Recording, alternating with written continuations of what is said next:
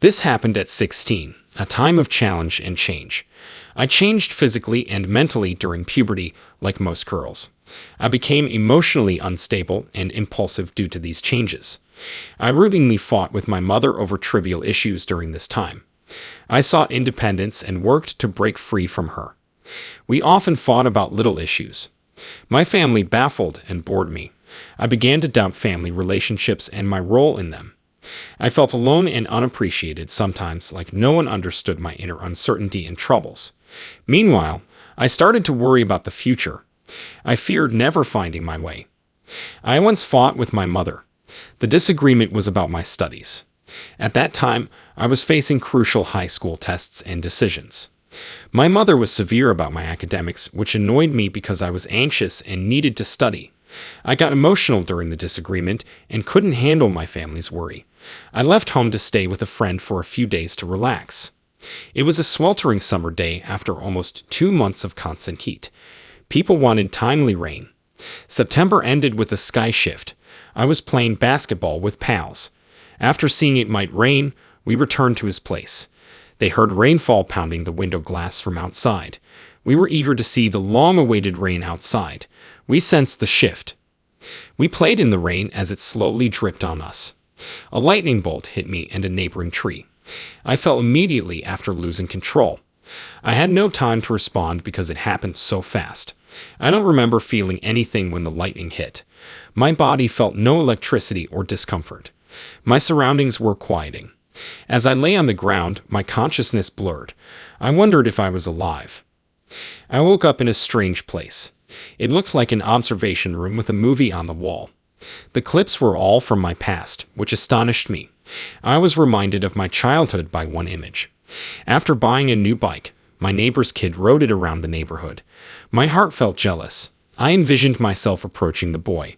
I wanted to humiliate him publicly. I shoved him hard. I didn't comprehend the devastation this image was doing to him. I was stunned by my behavior.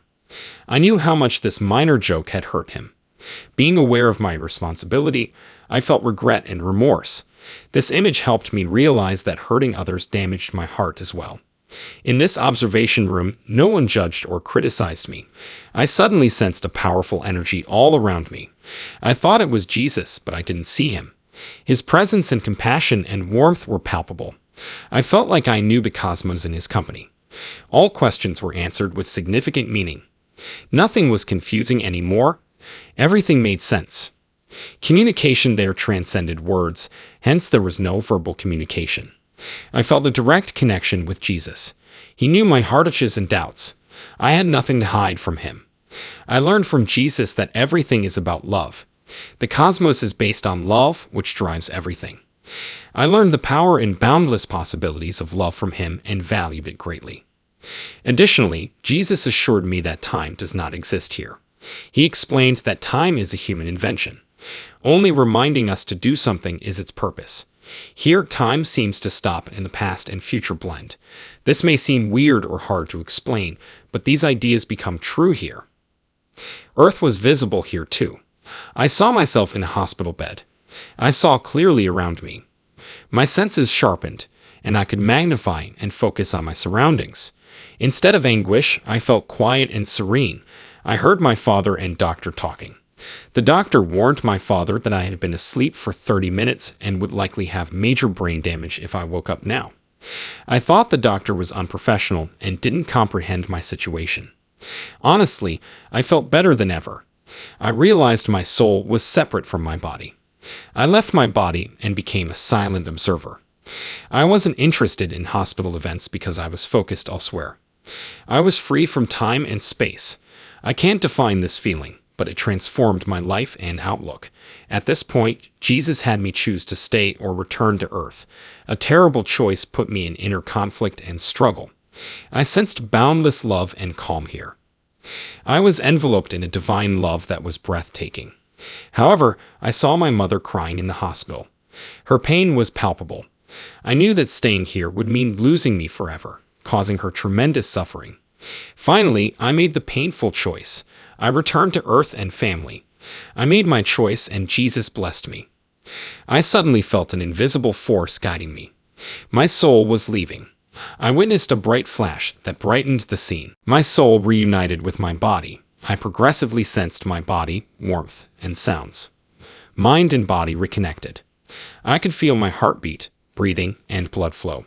I gently opened my eyes to see the hospital's white walls. After returning to my body, I realized this was a rebirth. My heartbeat was felt when I gratefully touched my chest. My mother was surprised when I woke up. She swiftly hugged me and exclaimed, "Girl, you are finally awake." She wrapped me in affection and warmed my heart. I knew I chose well. When I informed my mom, she thought it was a dream. I know her reaction was due to a lack of supernatural knowledge. I had a true, intense experience that could not be categorized as a dream or hallucination. The term near-death experience was not yet common, and few individuals discussed them. I kept quiet and buried the event since society was prejudiced toward paranormal phenomena. I knew society would not understand such an experience. I've grown to accept this. I respect paranormal beliefs of all kinds. 41 years later, I still believe the incident happened and changed my life. I rarely discuss it, but it reminds me of the significance of love and tolerance. Internet popularity and information proliferation led me to read near-death accounts online. More folks had similar feelings and experiences. I found a supportive group of near-death survivors online. I was no longer lonely. As time went on, near-death experience became a popular topic of conversation and investigation. More books and documentaries appeared. Instead of being overlooked, the problem is now frequently debated. This is great since more people are accepting this phenomenon. If asked, "Do you believe that God really exists?" Yes, I would. When things get tough, it's hard to rely on your own strength for comfort and power. I found a Bible at home.